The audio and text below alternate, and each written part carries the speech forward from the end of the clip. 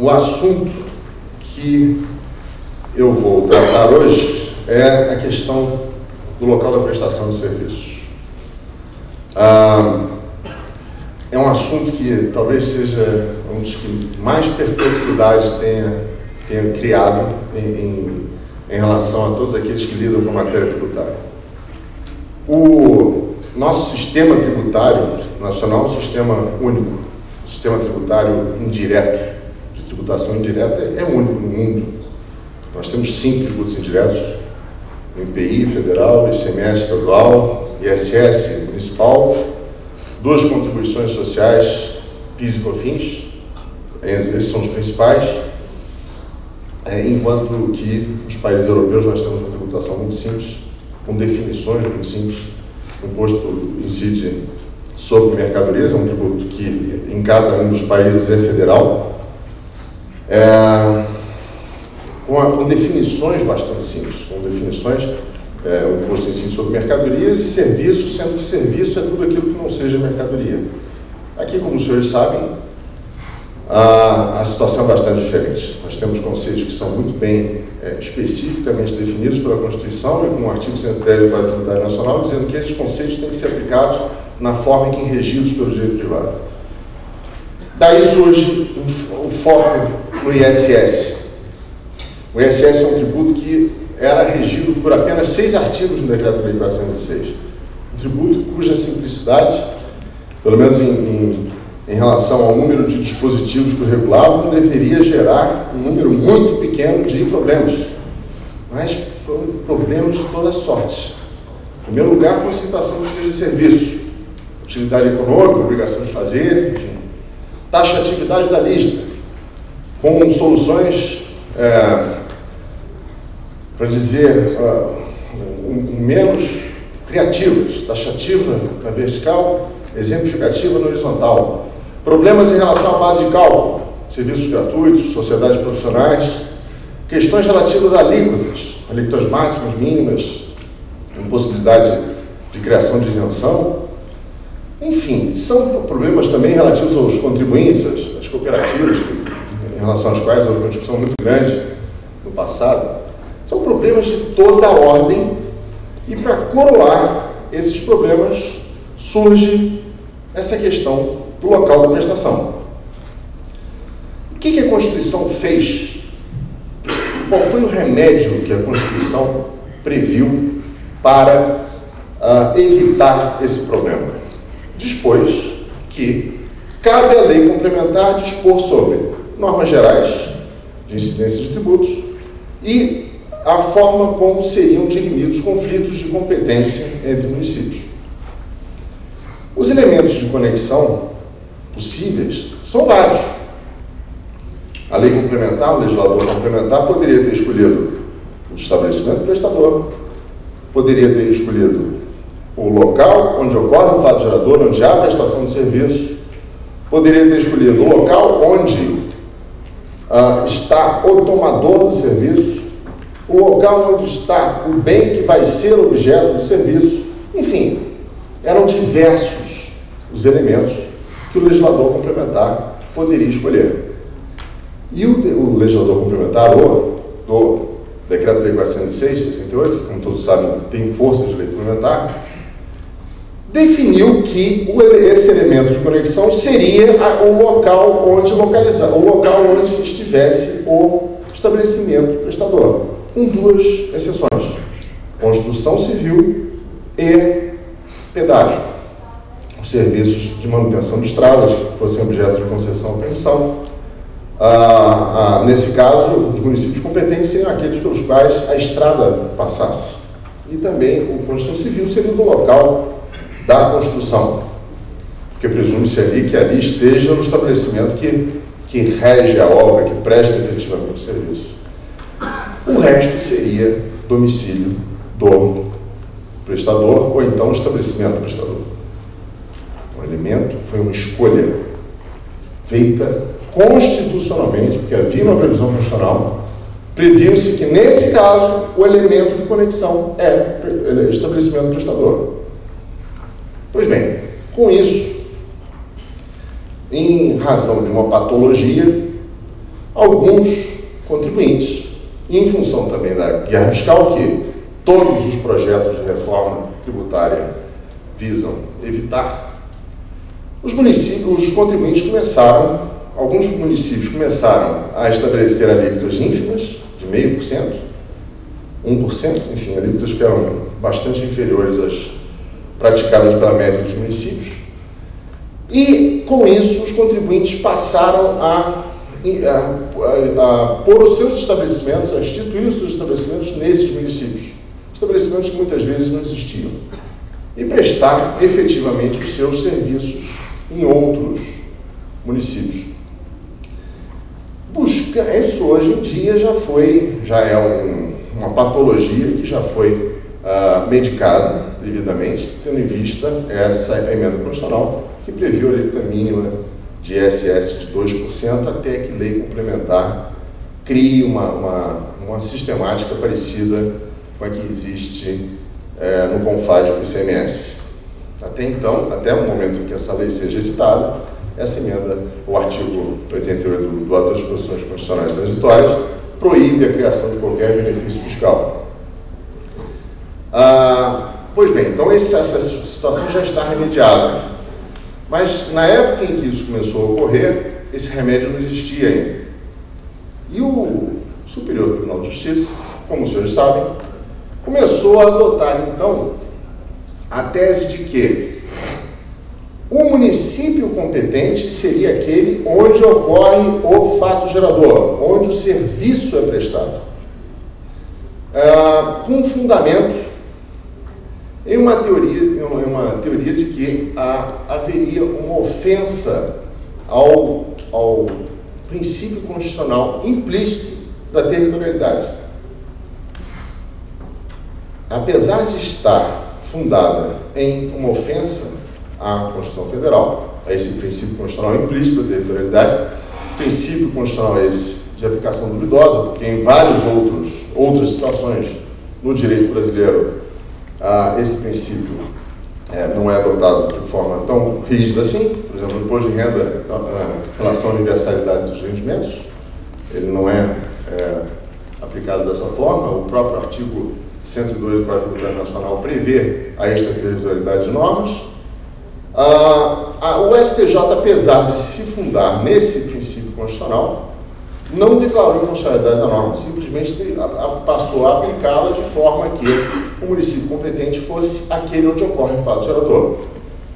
E aí surgiu uma situação de perplexidade para qualquer pessoa que lidasse com essa norma, principalmente para os investidores estrangeiros. Chegava um investidor estrangeiro e dizia: olha, meu estabelecimento fica no município A, eu vou prestar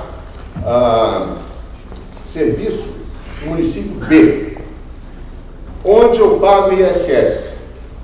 Nenhum consultor poderia dizer com segurança em que município o ISS era devido. Por quê? Porque a lei complementar dizia que seria aquele onde localizado o estabelecimento prestador, e a jurisprudência de um tribunal que não deveria julgar essa questão em última instância, porque já que baseada em um princípio constitucional, essa matéria deveria ser julgada pelo Supremo Tribunal Federal, esse tribunal dizia que o município competente era aquele onde ocorria o fato gerador. Então, era uma situação de absoluta insegurança jurídica. Pois bem, veio a lei complementar número 116. Eu me lembro de uma palestra que houve com a presença do ministro Delgado, em que ele disse que, citando um outro autor, evitando se manifestar pessoalmente sobre o tema, mas citando outro autor, dizendo que a tese dele o entendimento dele era muito correto, ele disse o seguinte: olha, o legislador complementar perdeu uma grande oportunidade de consertar esse problema, de se alinhar com a jurisprudência do STJ e dizer que o município competente seria aquele onde ocorreu o fato gerador, porque isso nós teríamos lei complementar e jurisprudência dizendo a mesma coisa. Mas não foi isso que a lei complementar 116 fez. O que ela fez foi dizer que o município competente é aquele onde ocorre a prestação, onde está localizado o estabelecimento prestador, e simplesmente aumentou o número de exceções. Ao invés de 2, passaram a ser 22. E os elementos de conexão mudaram, não passou a ser somente o município onde localizado o estabelecimento prestador e onde ocorrida a prestação de serviço. Passou a ser também, em determinados casos, onde localizado o tomador do serviço, como no caso dos serviços importados, o local onde localizado o bem objeto do serviço, como no caso de serviços de vigilância. Enfim, foram adotados outros elementos de conexão pela Lei Complementar 116, mas, aparentemente, o problema continuou o mesmo, porque nós continuávamos com aquela regra, na 116, de que o município competente seria aquele onde localizado o estabelecimento prestador. E isso, em todas as situações em que nós tivéssemos o estabelecimento prestador no município A e o serviço sendo prestado no município B, haveria o mesmo conflito que existia à época em que vigia o Decreto-Lei 406.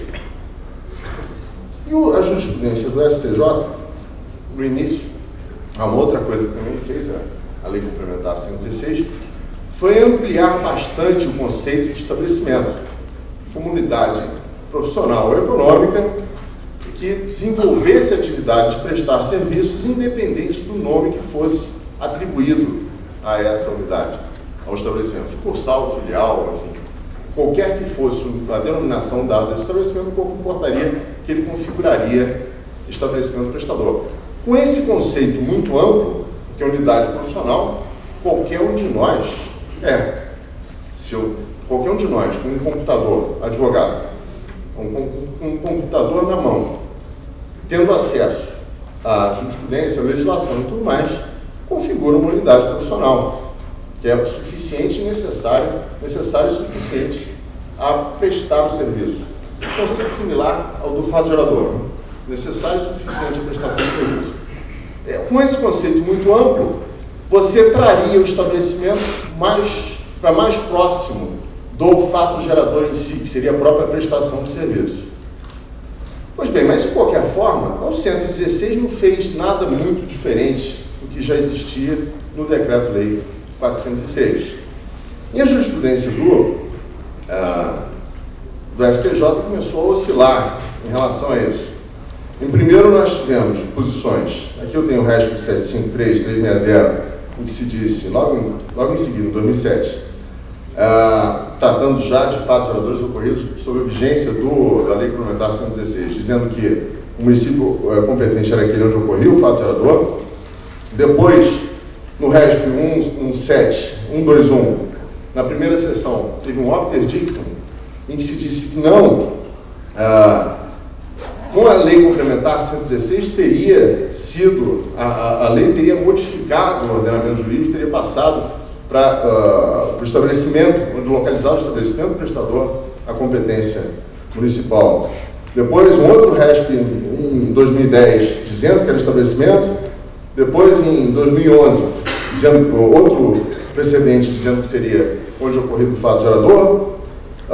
Depois, duas decisões dizendo que seria o local do estabelecimento. O STF rejeita a repercussão geral e, finalmente, a primeira sessão define que o município competente é aquele onde ocorrido onde localizado o estabelecimento prestador. Então, hoje em dia, nós temos pacificado essa questão de que o município competente é aquele onde localizado o estabelecimento prestador. Mas a situação está efetivamente pacificada? Não. Em razão de dois acórdãos que são objeto da nossa análise aqui, agora. O primeiro deles que diz respeito aos serviços de engenharia consultiva, que aliás foi objeto de um muito bem elaborado, como sempre, artigo do professor Igor, no conjunto. A ali se discutia o seguinte, professor Igor, por favor, me corrija se houver algum elemento que não esteja presente aqui na minha explanação. Mas o que ali se tratava de uma situação em que havia prestação de serviços, o item da lista é análise e elaboração de projetos, fiscalização de obras e assistência técnica, serviços de engenharia consultiva, em que eram relativos a uma obra que ainda ia existir no município B. O estabelecimento prestador desses serviços de engenharia consultiva, que seria de análise e elaboração de projetos relativos a essa obra que iria ocorrer nesse outro município B, ele tinha o estabelecimento no município A. E essa questão foi para o STJ. O STJ entendeu que, como a construção civil estaria sendo realizada no município B, haveria uma vias atrativa que atrairia para a competência deste município os serviços de engenharia consultiva. Os serviços de engenharia consultiva estão num item da lista. Os serviços de construção civil estão num outro item da lista. São serviços de natureza diferente.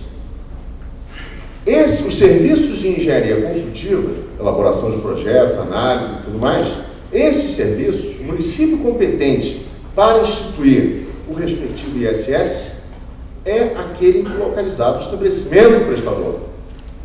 Construção civil é e sempre foi uma exceção à regra do estabelecimento prestador. O município competente é aquele onde localizada a obra, localizada a construção civil. Essa foi a regra estabelecida pela lei complementar que, como dito, tem poderes outorgados pela Constituição Federal para dirimir conflitos de competência e dispor sobre normas gerais de incidência não só desse tributo como de qualquer outro, em que está, obviamente, inserida a definição do sujeito ativo da relação jurídico-tributária.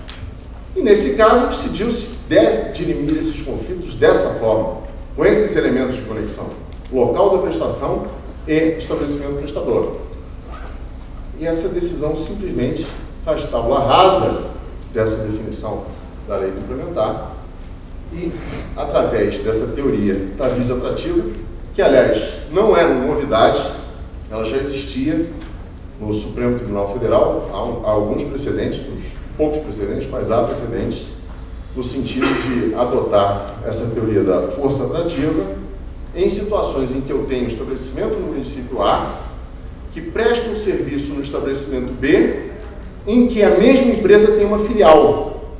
E aí o Supremo Tribunal Federal entendeu, como você prestou o serviço por meio de um estabelecimento A, localizado no primeiro município, o serviço é efetivamente prestado nesse segundo município, onde você tem uma filial. Nessa situação, há uma visa atrativa que faz com que você considere que, como você tem estabelecimento no local onde há o fato gerador, que, nesse caso, a competência é atraída para esse segundo município. É uma situação em que eu entendo que é possível a aplicação desse princípio. Agora, neste caso, em que eu tenho dois serviços, um de construção civil, para o qual há uma regra específica de definição do município competente, ser aplicado em relação a um outro serviço de natureza diversa daquele serviço de construção civil. Porque uma coisa é engenharia consultiva, outra coisa é a construção civil em si. E repare mais uma coisa: qualquer que fosse o elemento de conexão em relação ao serviço de engenharia consultiva, como muito bem levanta o professor Igor no seu artigo, qualquer que fosse o elemento de conexão, ele atrairia competência para o município A, porque lá está localizado o estabelecimento prestador e lá ocorre o fato gerador em si, que é o serviço de análise de elaboração de projetos. Por fim, esse é a primeira situação em que o STJ cria uma novidade em relação a essa temática de local da prestação. O segundo foi em relação ao leasing financeiro. O leasing financeiro vem sendo objeto das discussões as mais diversas. A primeira delas diz respeito a própria constitucionalidade da incidência do ISS sobre o leasing financeiro. Essa questão já foi ultrapassada com a decisão do Supremo Tribunal Federal, que entendeu, data máxima vênia, certo ou errado, entendeu que o leasing financeiro estaria sim sujeito à incidência do ISS, que se trataria o financiamento teria, segundo o tribunal, a natureza de um serviço. Não sei como é que fica o IOF nessas circunstâncias, se nós haveria aí uma invasão de competência federal do município em relação ao tributo federal, mas enfim, isso é questão de uma matéria já definida. Uma história que eu sempre conto de um sócio meu, João Cordeiro Guerra, que discutia com o pai era ministro do Supremo, e à época dessa discussão, ele era presidente do Supremo. Era uma discussão jurídica, obviamente, e em determinado momento, o João se vira para o pai e diz: "Ô pai, o que você está dizendo é de um absurdo extremo, é uma besteira enorme." Aí o ministro João Cordeiro Guerra se vira para o filho e diz: "Meu filho, você sabe qual é a diferença entre a minha burrice e a sua? É que a minha transita em julgado." Enfim, essa questão já está absolutamente resolvida pelo Supremo Tribunal Federal. Agora, o STJ examina uma situação, a situação de definir a questão relativa à definição do município competente. Seria o município competente aquele em que assinado o contrato ou aquele em que localizada a equipe que verifica possibilidades de fazer o financiamento, o levantamento de crédito, o cadastramento, enfim, toda a parte efetiva de verificação da possibilidade de financiamento, ou ainda, existe uma terceira hipótese, a entrega do bem financiado. Essa hipótese não foi examinada nesse precedente do STJ, mas é uma possibilidade.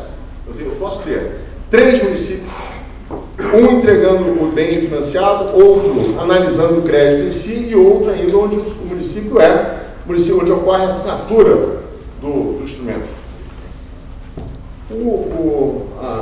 Houve 3 votos no sentido de que seria o local onde localizada a equipe. E não houve definição ainda quanto a essa questão especificamente, mas o julgamento tende a dizer que seria o local onde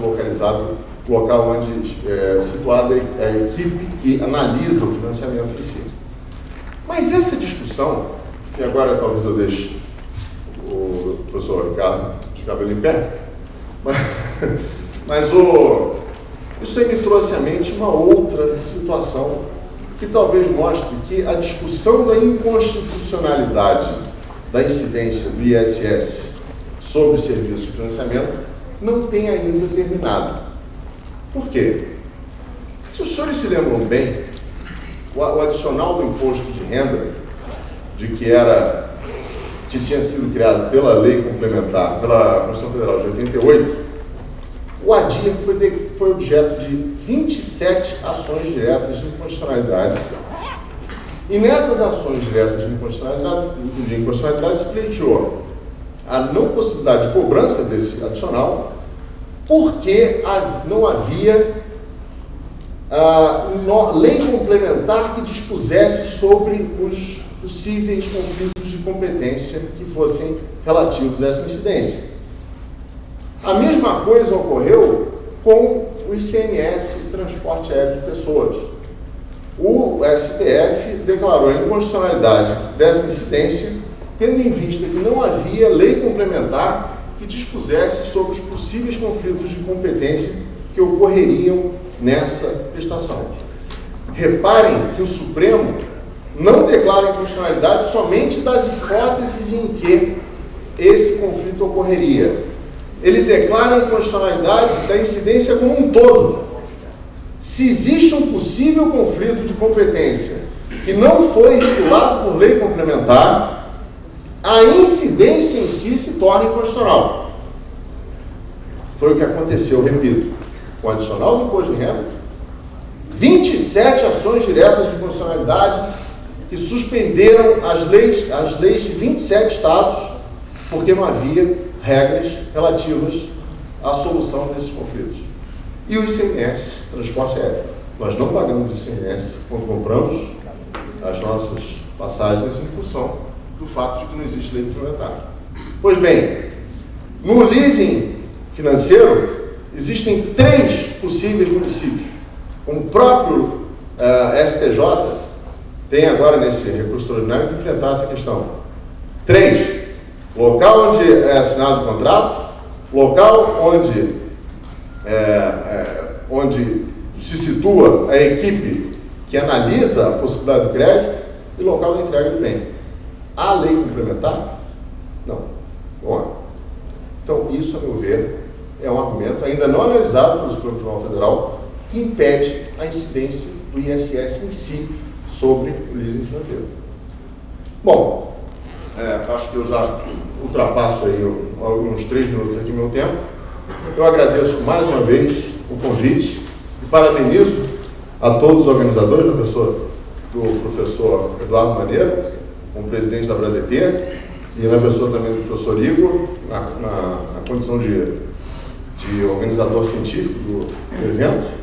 E agradeço a todos os senhores também pela paciência de terem disputado por todo esse tempo. Muito obrigado.